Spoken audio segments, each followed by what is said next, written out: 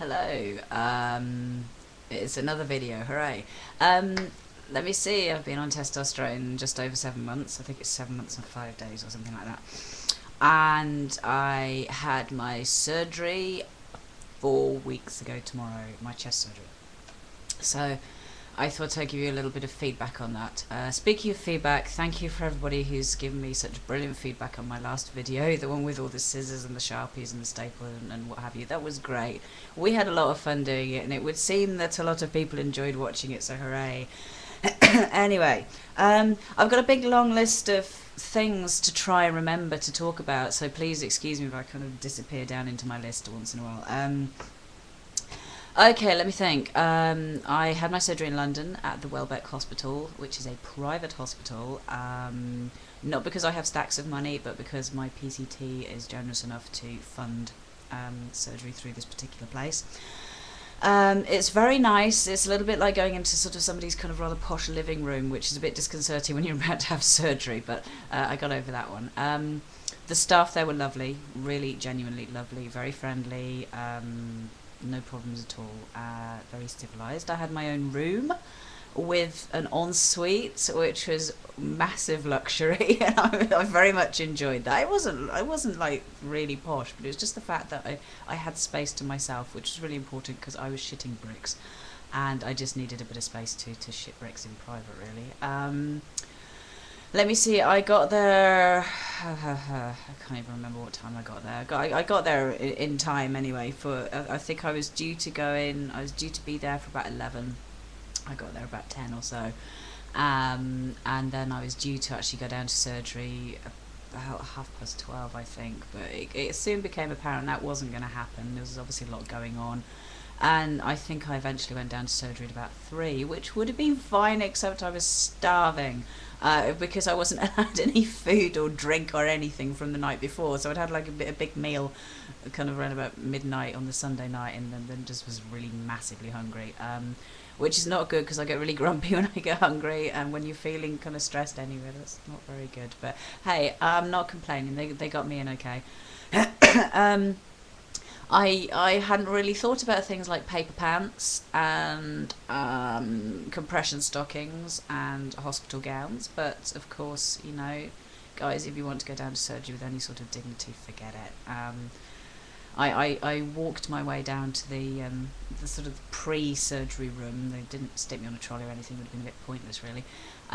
So I sort of waddled through with my hospital dressing gown on and my compression stockings and my paper pants chafing my bum. And it was really, really scary actually at that point, because you know, even though you know that you're doing the right thing for you, it's still scary. And I could hear all these things in the other room going beep, beep, beep. But again, the staff were wonderful. They were caring and they were kind, and that they treated me with respect, and that's worth a million. It really was wonderful. The best thing, of course, was him putting this thing into my hand, going, okay, this will be a few seconds, and I kind of went, oh, that's quick. Dunk. And I woke up again about 3 hours later or so. I don't remember much about it. Apparently I looked like death. Will did take a couple of pictures of me, thank you, Will.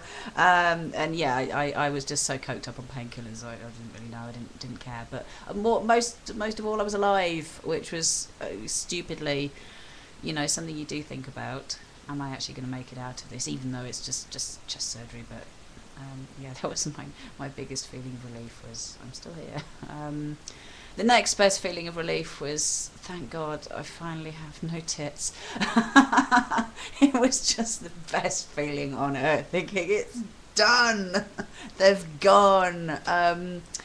Anyway, I spent lots of time on painkillers. I did get a meal, I think sometime before midnight that night. It's the best baked potato with baked beans and salad I have ever eaten in my life, because it had been a rather long time.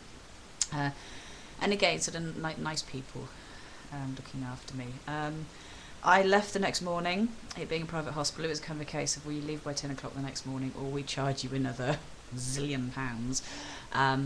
But again, I was fine. I had Will with me. We did get the train back, which is not recommended, but as most of you probably know, I work for a railway company, so it was kind of the only way I could afford to get home.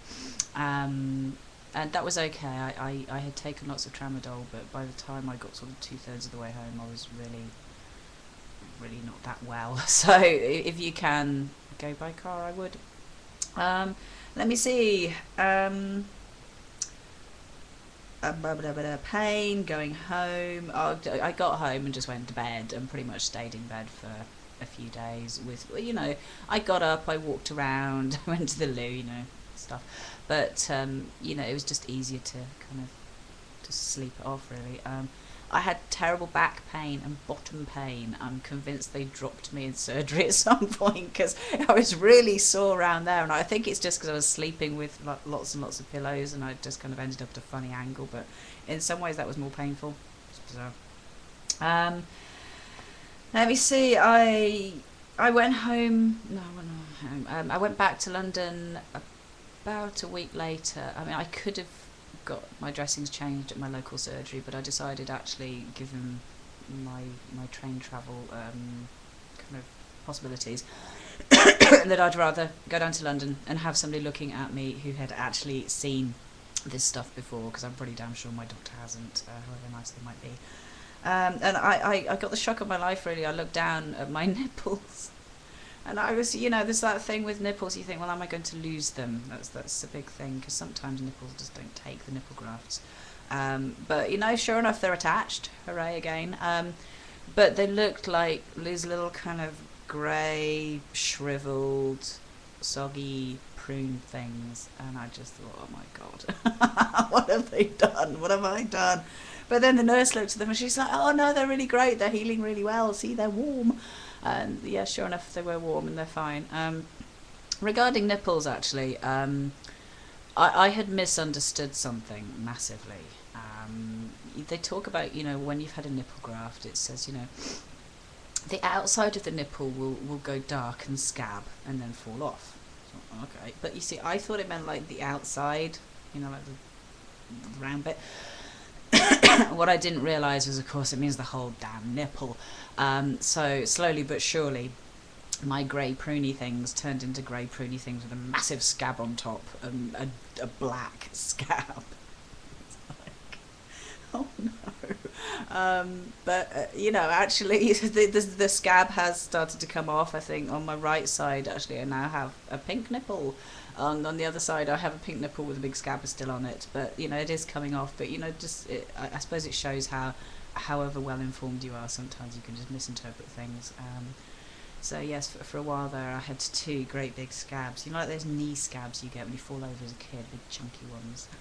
They were my nipples.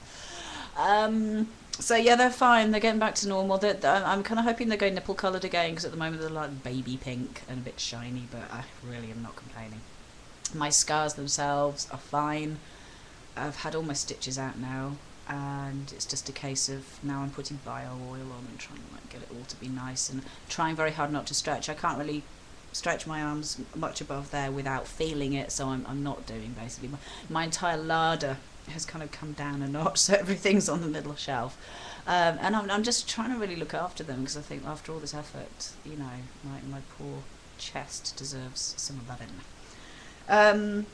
Right, last but not least, I had 2 weeks off work. I then went back to work. I work in an office. I sit at a computer all day, so I sort of figured I'd be fine. Again, with the benefit of hindsight, I went back too early. If you do have a chance, if you're having chest surgery and you have a chance to stay off just for that extra week, I would. Just because I think it's the general anaesthetic just whacked me out so far and so hard that I felt awful. And even when you're sitting at a computer, I was busy popping paracetamol and things to try and get my chest to kind of not hurt so much, and my head was in a really fuzzy space, and I went back a little bit early. Finances dictated that I did that, but if you have any choice, take a bit of extra time. Anyway, this has gone on way too long, so I'm going to shut up now. I've said before, and I'll probably say again, it's the best decision I have ever made, apart from going on tea, which is the other best decision I've ever made. It's marvellous, it's wonderful. Let me just give you the side shot. Look at that. They're not perfect, there's still some water retention there, but by God, they're better than they used to be. If I put my shoulders back and my tummy in, not bad. Not bad. Anyway, take care, and I will see you again soon. Bye bye.